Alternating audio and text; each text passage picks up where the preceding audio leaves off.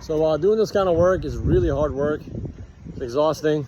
And it makes me appreciate even more so technology and how automation can really be the key proponent in solving the labor issue. Because don't forget, the greatest source of oppression and class warfare throughout history, and like just the biggest infighting, in-group, out-groupism, arguing about who deserves this, who deserves that, welfare state, oh my God, I don't want free handouts, I don't want this, I don't want that.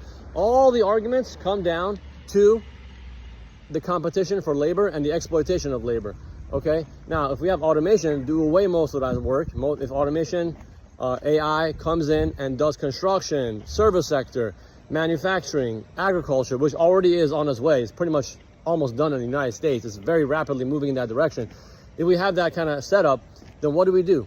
Is everyone going to be in a fucking welfare state? The government going to come in and give everybody like checks or something every month? Or how about we remove this stupid notion of economic growth, of infinitely trying to grow the economy, and trying to have this competitive system where like we're just competing for scarce resources, where in reality the scarcity is artificial, okay? Capitalism creates artificial scarcity. So you don't need this artificial scarce system. It's so stupid, it's so childish. And if we use automation and liberate humanity, which really, I mean, think about it, the true emancipation proclamation for all humanity is the utilization of automation, the socialization of technology for the betterment of all mankind. And that can be done today, 100%. We can do that.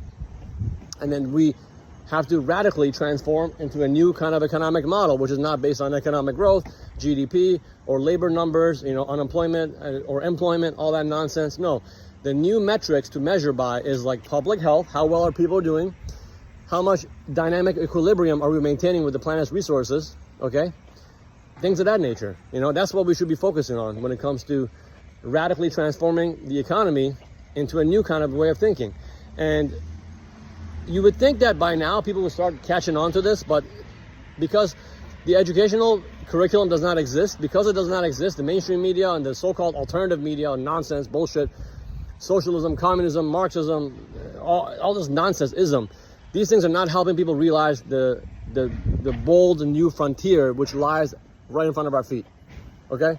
So that's what needs to happen. And like, if we don't talk about these things, if we don't propose for alternatives, if we don't try to build communities that are based on mutual aid and sharing of resources, sharing, cooperation, removing scarcity and embracing abundance, if we don't do that, things are never going to change. It's only going to get worse, actually. More authoritarianism, more destruction of our ecosystem, more just stupidity, That's my point.